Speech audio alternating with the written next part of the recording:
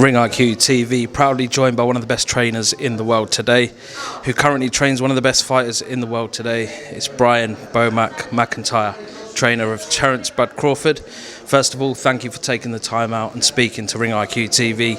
It's much appreciated. Drove down 3 hours for this, and I was hoping you don't bail out on me while I was on the motorway. How have you been, and how's the UK been treating you? I've been doing pretty good, man. You know, I've been over here at the UK for about a week now, and I love it over here. And everybody's really, really nice.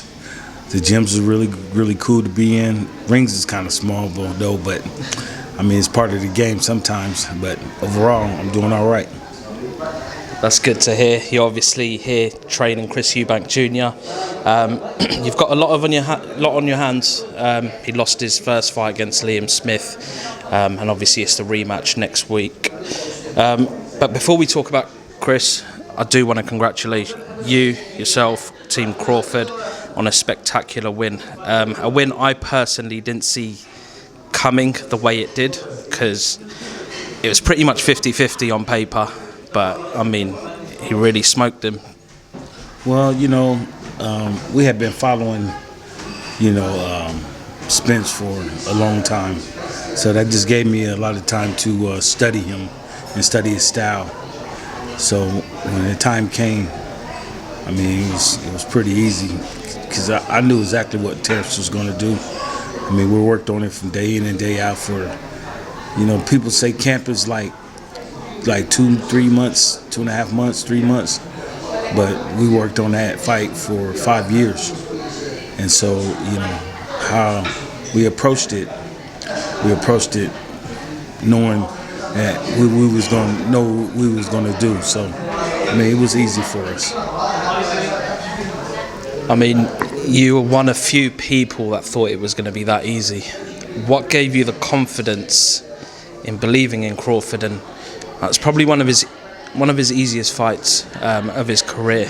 What made you so confident? Well, just studying Errol's style and just seeing him fight throughout the years. Every fight I watched, ever since they put that label on him that he was the boogeyman of the 47-pound division. So, being in boxing for so many years, you tend to break fighters, tend to break them down and see what they do well and see what they do wrong. And I just kept saying the same thing over and over for many, many years. And, we just work on it day in and day out. Even if we was preparing for somebody else, we'll still have that fight in the back of our mind that, what we was going to do to him. Do you believe you got to see the best Terence Crawford that night? And also, do you believe that was the best Errol Spence Jr. that night as well? Well, I believe Terence can be better, depending on what he got in front of him. And as far as the best Errol Spence, I never seen him fight live, so I couldn't tell you. I know he's fought better fights. He looked better in fights. But going into this fight, he weighed in the same just as much as Terence did. He had to do the same thing as Terence did. So is that the best version I've seen of him? I don't know. We'll see what he's going to look like his next fight. So if he do rematch Terence, same thing probably is going to happen. Speaking of a rematch, Derek James, the trainer of Errol Spence, had an interview not long ago. He basically said if there was a rematch at a different weight, things would be different. Is that an indirect excuse in regards to Errol Spence being weight trained? I would say that is, again, he had to weigh in the same weight as Bud, and he knew about the fight months before. So, I mean, if he was weight trained, that's just bad coaching on Derek James' part. We all had the right amount of time to prepare for this fight. So, yeah, I'm not looking for no excuses or anything of that nature. But Errol didn't have no excuses. Everybody else did. So. Absolutely, and Errol did say if he did have an excuse, he wouldn't tell anyone that he had an excuse as well, which is fair play to him. Do you believe if a rematch happens, say at 154 pounds, it would go the same way, and that's due to the fact that this fight that just happened has taken a lot more out of Errol Spence now? If the rematch do happen, we're going to do the same thing. We're going to prepare the same way. We're not going to cut no corners. And we're not going to take him lightly. That extra weight sometimes do matter. So, we can use it to the advantage of us and beat him. But me personally, I just know the fight going to go the same way. So you believe it took a lot out of Errol Spence? Crawford's taken a lot out of him after that? Yeah, I never seen him get beat that bad, So, I'm not Errol Spence and I'm not his trainer, so I don't know how much it took out of him.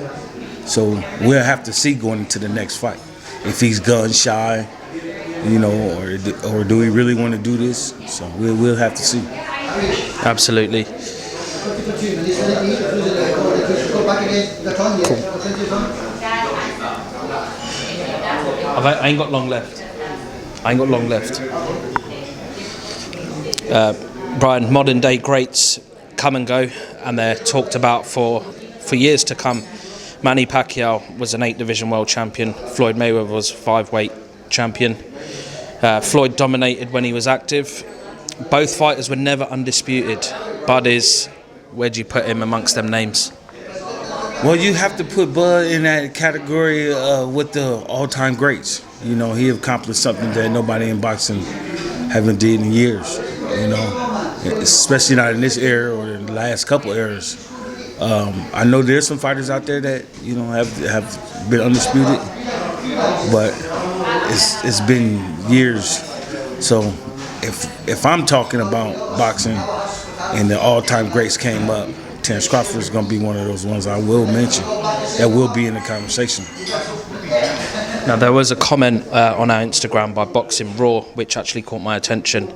They basically said undisputed is just a label. They said undisputed is just a label. Errol fought 3 different world champions for 3 different belts. Crawford fought 2 different fighters for 4 belts. What do you make of that comment? Well, I mean, at the end of the day, he got all the belts. So, I mean, people try to undercut and undermine his greatness and what he accomplished. But regardless of what you say, at the end of the day, he's still the undisputed world champion. He beat the man that took all those belts from anybody else. So you can't downgrade him or you can't dismantle his accomplishments. So whoever said the comment, shame on you. Shame on you. Going forward, Bud wants to be undisputed in 3 different weights. There's many options. Canelo is one of them. At 168, I believe he was mentioned at. What do you think of that fight? Do you think Canelo's too big? Well, moving to 168, Bud kind of really walks around at that weight, or close to that weight. So I don't see nothing wrong with fighting up there.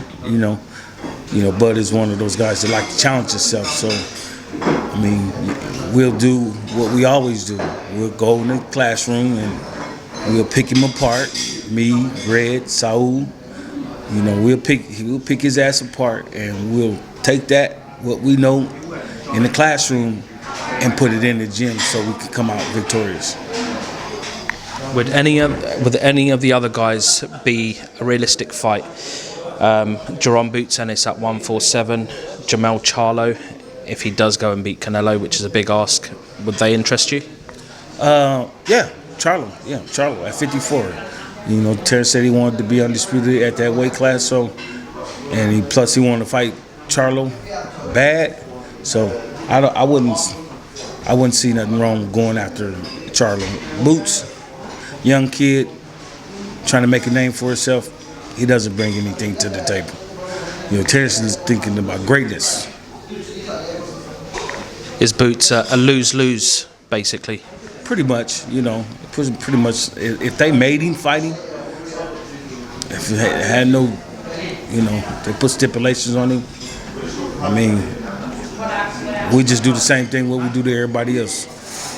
We take our ass in the classroom, pick his ass apart, take it to the gym, and from the gym we'll go to the fight. Bomac, obviously there's food on the table now.